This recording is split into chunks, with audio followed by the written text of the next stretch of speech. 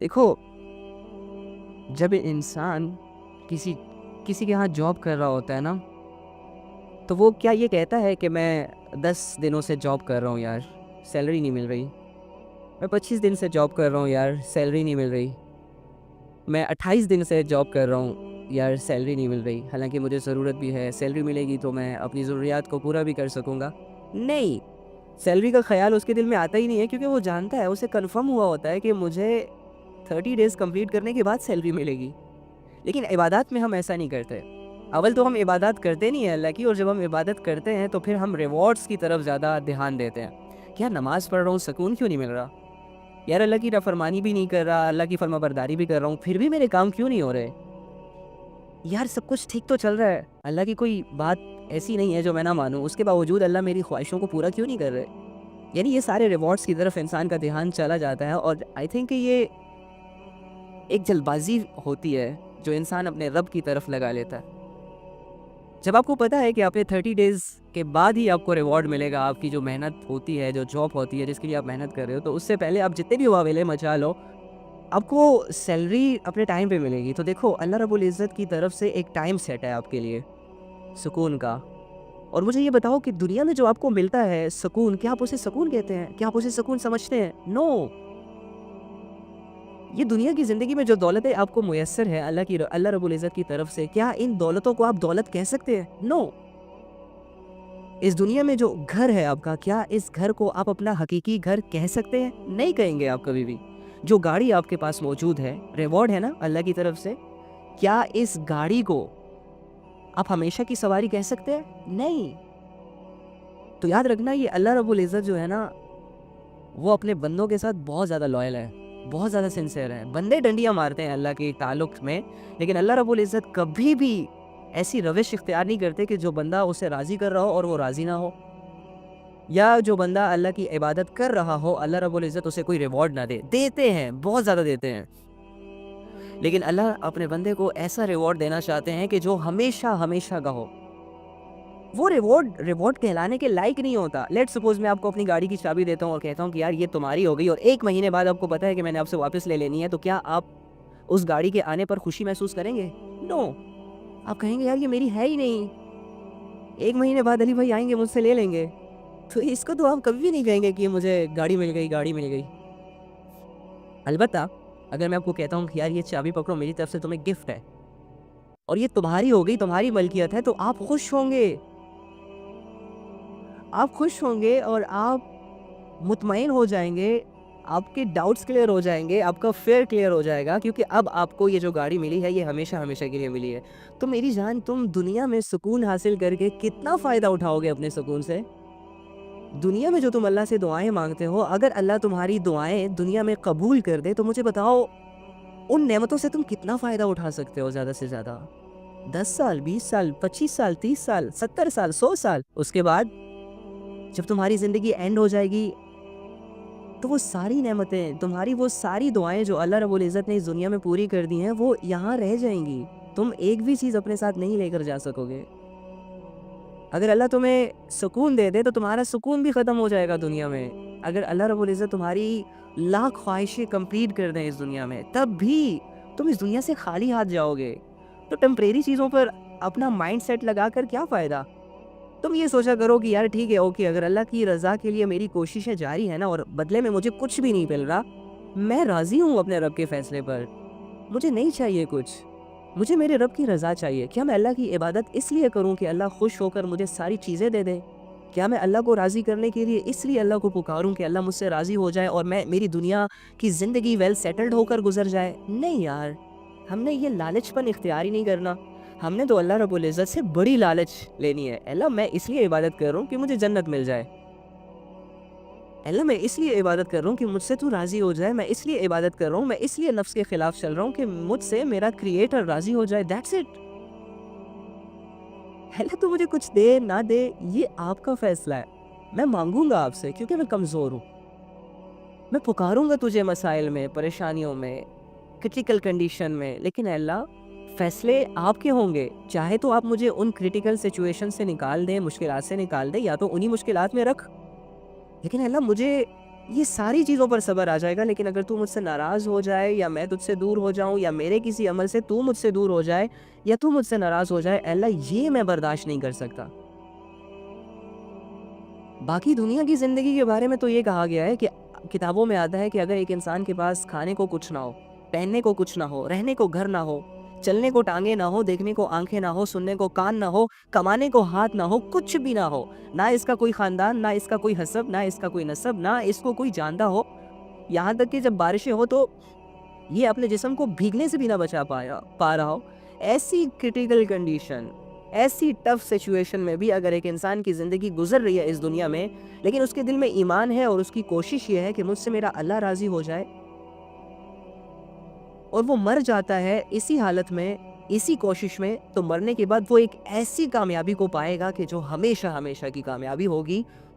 اور جب اللہ اس سے پوچھیں گے کہ کیا میں نے تم پر کوئی زیادتی تو نہیں کی, تو وہ اللہ سے خود کہے گا کہ اللہ جس حال میں تو نے مجھے رکھا تھا نا دنیا میں اسی حال میں راضی ہوں, اور اللہ میرا کوئی گلہ شکوہ نہیں ہے کہ آپ نے مجھے آنکھیں کیوں نہیں دی, کان کیوں نہیں دیے, رہنے کو گھر کیوں نہ دیا. اللہ یہ جنت جو آپ نے مجھے دے دی نا, یہ میرے سارے صبر کا بدلہ ہے, آپ یقین کریں. اور دوسری جانب کتابوں میں کیا آتا ہے کہ ایک انسان کو رہنے کے لیے بہت بڑا بنگلہ مل گیا, ایک انسان کو بات کرنے کے لیے بہت اچھا ایٹیٹیوڈ مل گیا, ایک انسان کو حسن بھی مل گیا, ایک انسان کو بلاغت بھی مل گئی, ایک انسان کو دنیا کی ہر نعمت میسر ہو گئی, گھومنے کے لیے گاڑیاں مل گئیں, ایک سے بڑھ کر ایک دولت اس کے قدموں میں آ کر ڈھیر ہو گئی. لیکن مرنے کے بعد اگر وہ جہنم جانے والا ہے تو یہ اپنی زندگی پر افسوس کرے گا. جب اللہ اس سے پوچھے گا کہ ہاں بھائی دنیا کی زندگی سے کتنا فائدہ اٹھایا, تو وہ کہے گا میں نے کوئی فائدہ نہیں اٹھایا. ارے کیوں, تمہیں تو اتنی لگژری لائف دی گئی تھی, تم کیسے کہہ سکتے ہو؟ تو وہ خود کہے گا کہ وہ ساری چیزیں ختم ہونے والی تھی, اور اب جب میں جدھر جا رہا ہوں نا یہاں میرا ہمیشہ ہمیشہ کا رہنا ہو گیا, تو میں یقیناً خسارے والوں میں چلا گیا. کلیئر کرے اپنے مائنڈ کو, کلیئر, بالکل کلیئر. ہمیں اللہ رب العزت کی عبادت اس لیے نہیں کرنی کہ اللہ تعالیٰ ہمیں دولتیں دے دے, ہمیں اللہ کو راضی اس لیے نہیں کرنا کہ اللہ رب العزت ہم سے خوش ہو کر ہماری دنیا بنا دے, ہمیں پریشانیوں سے نکال دے, ٹینشنوں سے نکال دے. نو, یہ تو غلط ہے. ہمیں اللہ کو راضی اس لیے کرنا ہے کیونکہ اللہ ہمارا اللہ ہے اور وہ عبادتوں کا لائق ہے, اور وہ ہمارا کریٹر ہے, اور اس نے ہمیں بہت ساری چیزیں دے رکھی ہیں. میرا دھیان ادھر نہیں جا رہا, وہ میری کمزوری ہے, میری غلطی ہے, لیکن اللہ نے مجھے دے رکھا ہے بہت کچھ, دے رکھا ہے بہت کچھ, اور اللہ میری ضروریات کو پورا کر رہا ہے. اللہ میری رسپانسبلٹی کو بہت اچھے طریقے سے اٹھا رہا ہے. یہ نہیں کہ اللہ رب العزت معاذ اللہ مجھ سے غافل ہو گئے ہیں, میری کسی سچویشنز کا اللہ کو پتہ نہیں چل رہا, میرے کسی درد کو اللہ رب العزت فیل نہیں کر رہے, میری اندر کی غموں کو, پریشانیوں سے بالکل اللہ ناواقف ہے. نو, اللہ سب کچھ دیکھ رہے ہیں. پھر سوال تو یہ آتا ہے جب اللہ سب کچھ دیکھ رہے ہیں تو ہم کیوں ان حالات سے گزر رہے ہیں؟ کیونکہ اللہ چاہتے ہیں. اب اللہ کیوں چاہتے ہیں, اس سوال میں اگر ہم پڑھیں گے تو ہم گمراہ ہو جائیں گے, کیونکہ اللہ بہتر جانتے ہیں. ہم اپنی زبانوں سے تو کہتے ہیں کہ اللہ علیم ہے. علیم کا مطلب کیا ہوتا ہے کہ سارے علم کا مالک وہی ہے. دنیا میں جتنا بھی علم ہے, جس علم کو استعمال کر کے, جس علم کو, نالج کو گین کر کے لوگ ڈاکٹر بن جاتے ہیں, سائنٹسٹ بن جاتے ہیں, فلاسفر بن جاتے ہیں, پروفیسرز بن جاتے ہیں, لیکچرر بن جاتے ہیں, اچھے لوگ بن جاتے ہیں, یہ سارا علم کہاں سے آیا؟ اللہ رب العزت کی طرف سے نازل کیا گیا ہے. تو اللہ تو اس علم کے مالک ہے. اور پھر ہم دوسری جانب کہتے ہیں کہ اللہ حکیم بھی ہے, حکمت کے بھی مالک ہے. جتنے بھی لوگ ایک دوسرے کو اچھی ایڈوائزز دے رہے ہوتے ہیں, یہ ایڈوائزز کیوں دے رہے ہوتے ہیں؟ کیونکہ اللہ رب العزت نے ان کو حکمت سمجھائی ہے. تو جب اللہ حکیم ہے, علیم ہے, جانتے بھی ہیں سب کچھ, اس کے باوجود اگر اللہ نے میرے لیے ایک فیصلہ کر رکھا ہے, بھلے وہ برا ہے میری نظر میں, لیکن اسی میں میری بہتری ہے, یہی تو ہے یقین. اسی کو تو میں نے سمجھنا ہے. جب میں اس میں صبر کروں گا تو اسی کو تو کہا جاتا ہے صبر. اور صبر کیا ہوتا ہے؟ جب میں راضی رہوں گا اسی کو تو کہا جائے گا کہ میں شکر گزار بندہ ہوں. لیکن واویلے مچانے سے, گلے شکوے کرنے سے اور اللہ رب العزت پر سوال کرنے سے میرا صبر, میرا شکر ایک ٹکے کا بھی نہیں ہے. اگر میں منہ سے کہوں کہ میں بڑا صابر ہوں, میں بڑا شاکر ہوں, لیکن میرے ایکشنز ایسے ہیں کہ جو اللہ کو مجھ سے دور کر رہے ہیں, بے یقینی والے ہیں, تو action specs louder than words.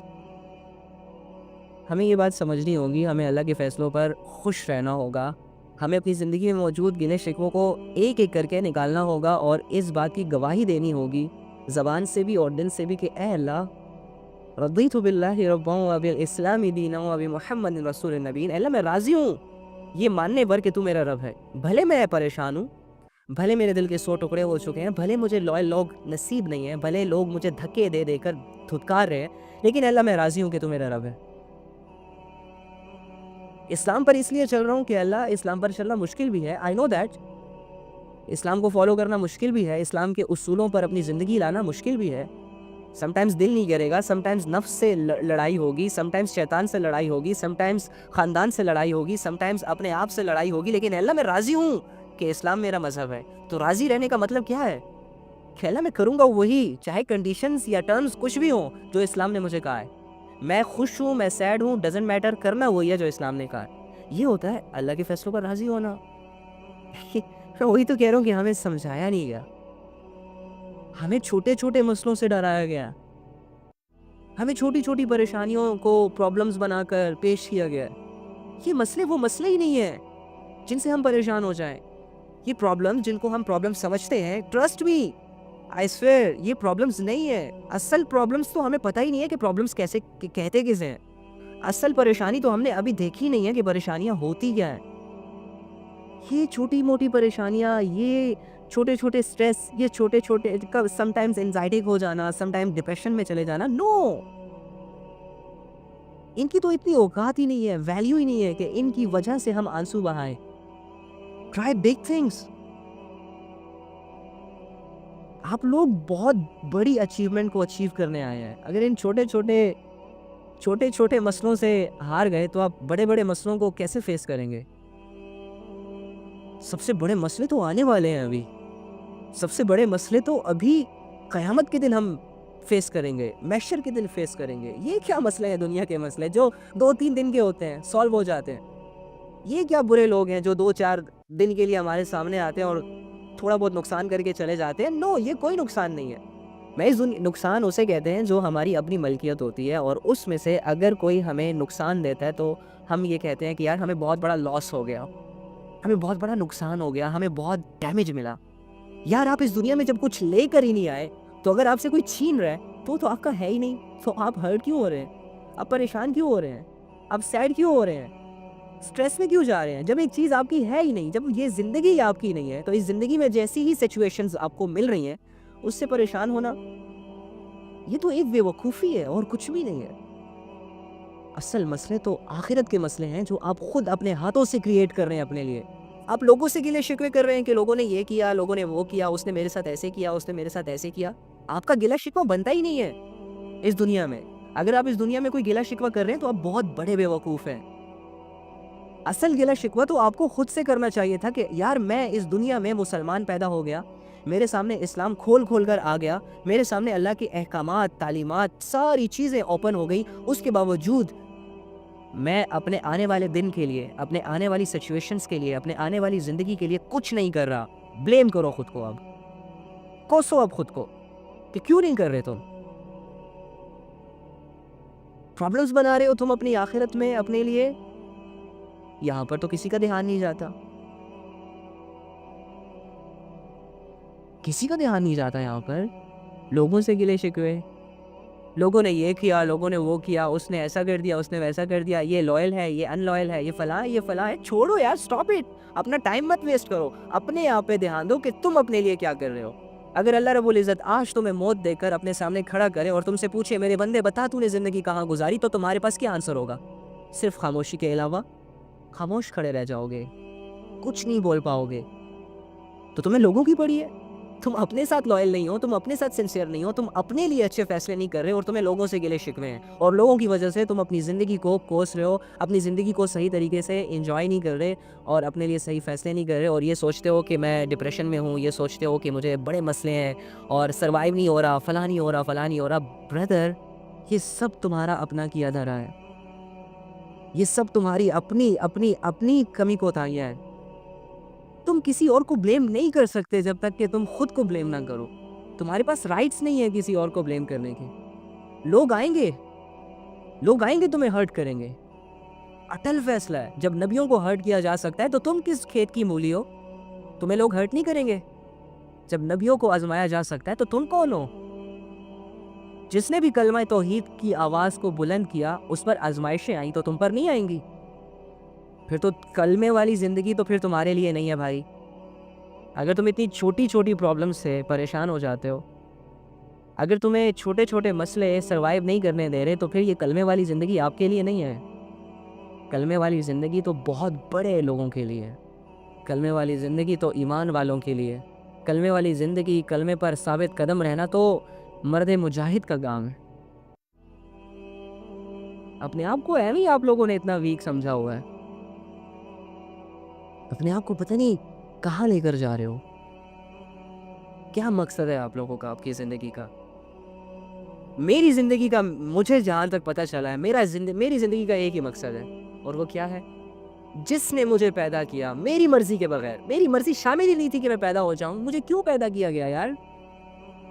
اور جس نے مجھے پیدا کیا ہے وہ کون ہے؟ جو مجھے وقت کے ساتھ ساتھ میری ہائٹ بڑھا رہا ہے, میری سوچ کو بڑھا رہا ہے, میری عقل میں اضافہ کر رہا ہے, میرے علم میں اضافہ کر رہا ہے, جس نے مجھے دیکھنے کے لیے آنکھیں دے دی, سننے کے لیے کان دے دیا, چلنے کے لیے پاؤں دے دیا, وہ از ہی. یہ ہے میری زندگی کی تلاش, یہ ہے ہماری زندگی کا مقصد. کون ہے وہ؟ اور اس سوال کی تلاش میں تم کہاں جاؤ گے؟ پہاڑوں پر, سمندروں کے سفر کرو گے, زمین پہ چلو گے پھرو گے, یا سیڑھی لگا کر آسمان کو کراس کر کے دیکھو گے کہ یار میرا رب کون ہے, میرا کریٹر کون ہے؟ نو. کرنا کیا ہے؟ تمہارے گھر کے کسی کونے میں ایک کتاب پڑھی ہے جس کا نام قرآن ہے, اسے اٹھانا ہے اور اپنے رب کو پہچاننے کی کوشش کرنی ہے کہ میرے رب نے اپنا تعارف کیسے کروایا. تو تمہیں قرآن کھول کھول کر بتائے گا کہ تمہیں کس نے پیدا کیا. پھر تمہیں قرآن کھول کھول کر بتائے گا کہ تمہیں کیوں پیدا کیا.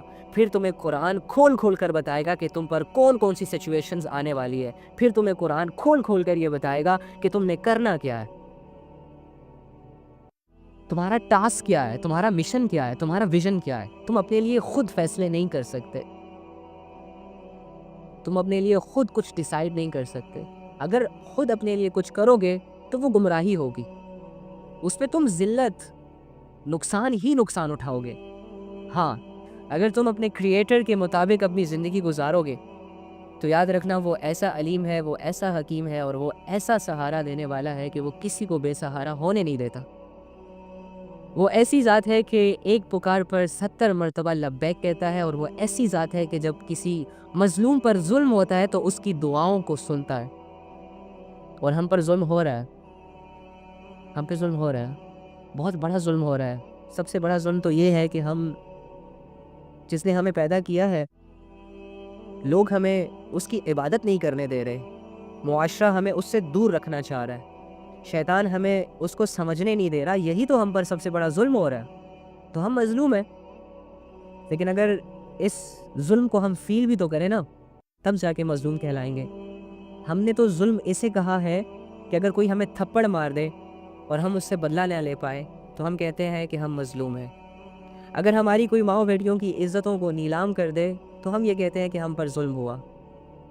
اگر ہمیں کوئی نقصان دے دے مالی حالات میں, جسمانی حالات میں, تو ہم یہ سمجھتے ہیں کہ ہم پر ظلم ہوا. لیکن یار تمہیں بچپن سے لے کر جوانی تک, اور جوانی سے لے کر بڑھاپے تک جو اللہ سے دور رکھا گیا, کیا تم اسے ظلم نہیں سمجھتے؟ اس کا قصوروار تم کس سے ٹھہراؤ گے؟ اگر خود ہو تم اس کے قصوروار تو تم نے خود اپنے اوپر ظلم کیا. اگر معاشرہ ہے اس کا قصوروار تو معاشرے نے تم پر ظلم کیا. اگر شیطان ہے تو شیطان نے تم پر ظلم کیا. تو مظلوم کسے پکارتا ہے؟ طاقتور کو. مظلوم کس کے پاس جاتا ہے؟ جو اس کے ظلم کا بدلہ لے. مظلوم کس کے پاس جاتا ہے؟ کس کی منتیں کرتا ہے؟ جس کے لیے اس کے دل میں یہ یقین ہو کہ وہ میری مدد کرے گا. کیا اللہ تمہاری مدد نہیں کر سکتے؟ کیا اللہ تمہیں اپنا تعارف نہیں دے سکتے؟ اگر تم کوشش کرو, اگر تم سٹرگل کرو, اگر تم محنت کرو. لیکن ایکچولی میں ہم نے اس ظلم کو ظلم سمجھا نہیں. ایکچولی میں ہم نے اللہ کو اپنی ضرورت سمجھا نہیں. ایکچولی میں اللہ رب العزت پر جیسے یقین کرنے کا حق تھا ہم نے ویسے یقین کیا نہیں. جیسے عبادت کرنے کا حق تھا ویسی عبادت کی نہیں. یہ چیز ہمیں ایڈمٹ کرنی ہوگی بھائی, یہ چیز ہمیں ایڈمٹ کرنی ہوگی. اللہ کیا فرماتے ہیں؟ اگر تم کفر کرو گے, یقین رکھو کہ اللہ تم سے بے نیاز ہے. ان تکفروا فإن اللہ غنی عنکم، یاد رکھو اگر تم کفر اختیار کرو گے، نافرمانی کی روش اختیار کرو گے، بے حیائیوں کی طرف جاؤ گے، اللہ کو نہیں مانو گے، اللہ کی نہیں مانو گے، تو یاد رکھنا اللہ تم سے بے نیاز ہے، تم اللہ کو کوئی نقصان نہیں پہنچا سکتے۔ جس طرح تمہیں اللہ کی فکر نہیں ہے اس طرح اللہ کو بھی تمہاری کوئی فکر نہیں ہے۔ جس طرح تم یہ سمجھتے ہو کہ اللہ میری ضرورت ہی نہیں ہے، تو اللہ بھی پھر یہی سمجھیں گے کہ اوکے فائن، مجھے بھی تمہاری کوئی ضرورت نہیں ہے۔ اللہ فرما رہے ہیں ہمیں اللہ کو اپنی ضرورت سمجھنا ہوگا، ہمیں یہ ریئلائز کروانا ہوگا خود کو کہ یار میں اللہ کے بغیر کچھ بھی نہیں ہوں۔ اگر میں یہ ساری دنیا کی ساری دولتیں بھی سمیٹ لوں لیکن اللہ کو ناراض کر دوں تو یہ میری کامیابی نہیں کہلائے گی بلکہ یہ میری ناکامی کہلائے گی۔ اگر یہ دنیا بھر بھر کر میرے پاس آ جائے اور دنیا کی ہر راحت، ہر آسانی، ہر آرزو پوری ہو جائے، لیکن ان آرزوؤں کو پورا کرتے کرتے میں رب کو راضی کرنا بھول گیا، تو میری یہ سب سے بڑی بھول ہے۔ ایڈمٹ کریں اس چیز کو، اللہ رب العزت کو سیریس لینے کی ضرورت ہے بہت زیادہ۔ یہ کوئی کہانی نہیں ہے۔ اللہ فرما رہے افحسبتم انما خلقناکم عبثا وانکم الینا لا ترجعون، تم کیا سمجھتے ہو ایویں پیدا کر دیا گیا تمہیں، کوئی مقصد نہیں ہے تمہارا، لوٹ کر نہیں آؤ گے میری طرف، پوچھوں گا نہیں میں کچھ، کھایا پیا ایٹ ڈرنک اینڈ بی میری والی زندگی، بی میری والا کانسیپٹ، یہ اس طرح زندگی گزارنے کے لیے تمہیں پیدا کیا گیا ہے؟ نو، نہیں، بہت بڑا مقصد ہے تمہارا۔ اور اس سے بڑا مقصد کیا ہو سکتا ہے کہ ایک انسان اپنے رب کو پہچانے، اور جب پہچان جائے تو اپنے رب کے مطابق اپنی زندگی گزارے، لوگوں سے انسپائر نہ ہو، لوگوں کے عہدوں سے، لوگوں کی شہرتوں سے، لوگوں کے علم سے، لوگوں کی شکلوں سے متاثر ہونے کے بجائے اپنے اللہ کی کریشن، اپنے اللہ کی نعمتیں، اپنے اللہ کے ریوارڈز پر نظر رکھیں اور اللہ سے متاثر ہونے کی کوشش کریں۔ یہ ہماری زندگی کا مقصد ہے۔ جب ہم اپنے دلوں کو اللہ سے متاثر کر لیں گے تو ہمارے دل ہمیں چین سے نہیں رہنے دیں گے جب تک ہم اللہ کی عبادت نہیں کریں گے، ہماری آنکھوں کو نیند راس نہیں آئے گی جب تک ہم اللہ کے سامنے روئیں گے نہیں۔ میرے بھائیوں اور میری بہنوں، زندگی گزر جائے گی، زندگی گزر جائے گی، یہ رکے گی نہیں۔ آج تک اس دنیا میں کوئی ایسی زنجیر یا کوئی ایسی بیڑی نہیں بنی کہ ہم اپنی زندگی کو اس میں جکڑ لیں گے اور اس زندگی کو ختم ہونے سے بچا لیں گے۔ نو، آپ کا ایک ایک سیکنڈ، آپ کا ایک ایک گزرتا ہوا منٹ آپ کو اللہ رب العزت کے قریب کر رہا ہے، قبر کے قریب کر رہا ہے، آخرت میں جو آنے والے منازل ہے جس کی نشاندہی قرآن نے بہت واضح الفاظ سے کر رکھی ہے، اس کی طرف آپ کو دھکیلا جا رہا ہے، پیچھے سے دھکے آپ کو لگ رہے ہیں۔ سمجھیں اس بات کو، آپ کا ایک ایک منٹ آپ کو دھکا لگا رہا ہے، ایک ایک گھنٹہ آپ کو اتنی ہی زور سے پیچھے سے پش کر رہا ہے آخرت کی طرف۔ ہاں، سمجھیں اس بات کو، آپ کی زندگی بہت بڑے مقصد کے لیے آپ کو دی گئی ہے۔ آپ کھانے پینے کے لیے نہیں آئے یہاں پر، کھانے پینے کے لیے جنت ہے نا یار۔ آپ یہاں پر ہنسنے کھیلنے کودنے نہیں آئے، ہنسنے کھیلنے کودنے کے لیے اللہ رب العزت نے منع نہیں کیا، کچھ دیر کے لیے منع کیا ہے۔ جنت میں آپ کو الاؤ ہوگا سب کچھ، یہاں پر آپ نہیں کر سکتے۔ جس طرح جنت میں آدم علیہ السلام کے لیے ایک اسپیسیفک سا درخت تھا اور اس درخت کا پھل کھانے سے اس کو منع کیا گیا تھا، اسی طرح آپ کو اس دنیا میں کچھ چیزوں سے منع کیا گیا ہے کہ یہ نہیں کرنا کچھ دیر کے لیے۔ سمجھیں اس بات کو، اپنی زندگیوں کو ایک رخ دینے کی کوشش کریں، اپنی زندگی کو ضائع ہونے سے بچا لیں۔ بہت افسوس میں چلے جائیں گے آپ، بہت افسوس کریں گے، یقین کریں، بہت افسوس کریں گے۔ جاؤ یہ ساری دنیا لے کر کسی قبر پر جاؤ، اپنی ساری دولتیں، بڑے بڑے گھر، بڑی بڑی گاڑیاں، عزتیں، شہرتیں، سب کچھ لے کر ایک قبر کے کنارے کھڑے ہو جاؤ اور اس قبر والے کو مخاطب کر کے کہو کہ اے قبر والے، کیا تجھے ان چیزوں کی ضرورت ہے؟ تو اگر وہ بول پاتا تو وہ تجھے رو رو کر کہتا کہ بھائی میں بھی اسی دھوکے میں مرا ہوں، میں بھی انہی چیزوں کو مقصد بنا کر جیتا تھا، لیکن میں گواہی دیتا ہوں، میں اس رب کی قسم کھاتا ہوں کہ یہ ان میں سے ایک بھی چیز میرے کام نہیں آئے سوائے میرے اعمال کے۔ اعمال کو تو کچھ سمجھا ہی نہیں جا رہا، اعمال کی طرف تو ہمارا دھیان ہی نہیں جا رہا۔ اعمال تو ایسے لگتے ہیں جیسے ہمارے کندھوں پر ایک بہت بھاری بوجھ رکھ دیا گیا۔ اعمال کرتے ہوئے تو ہمارے دل تنگ ہوتے ہیں، اعمال کرتے ہو تو ہمیں موت آتی ہے. اعمال تو بہت مشکل ہو گئے نا. ایک مزدور کے لیے مزدوری کرنا آسان ہے, ایک لیکچرر کے لیے 6 گھنٹے کا لیکچر دینا آسان ہے, ایک ماں کے لیے پورے گھر کی رسپانسبلٹی کو اٹھانا آسان ہے, ایک باپ کے لیے دھوپ میں, گرمی میں, سردی میں بچوں کے لیے حلال کمانا آسان ہے. لیکن اسی باپ کے لیے, اسی ماں کے لیے, اسی مومن کے لیے, اسی مسلمان کے لیے کہ جو بہت بڑے بڑے کام کر رہا ہے دنیاوی اعتبار سے, اپنی طاقت سے بھی زیادہ بھاری بھاری کام کر رہا ہے, اسی شخص کے لیے عبادتیں مشکل ہیں, اسی شخص کے لیے اللہ کو راضی کرنا مشکل ہے. ہاں البتہ یہ باس کو راضی کر سکتا ہے, ہاں البتہ یہ اپنی گرل فرینڈ کو راضی کرنے کے لیے محنتیں کر سکتا ہے, ہاں بوائے فرینڈ کی محنتیں کر سکتا ہے, مزہ آئے گا اس میں. لیکن اللہ کی محنتیں آکورڈ سی چیز لگتی ہے یار. ہاں باس کو راضی کریں گے تو فائدہ ہوگا, اللہ کو راضی کریں گے تو آزمائشیں آئیں گی, اور ہم تو آزمائشیں نہیں لے سکتے.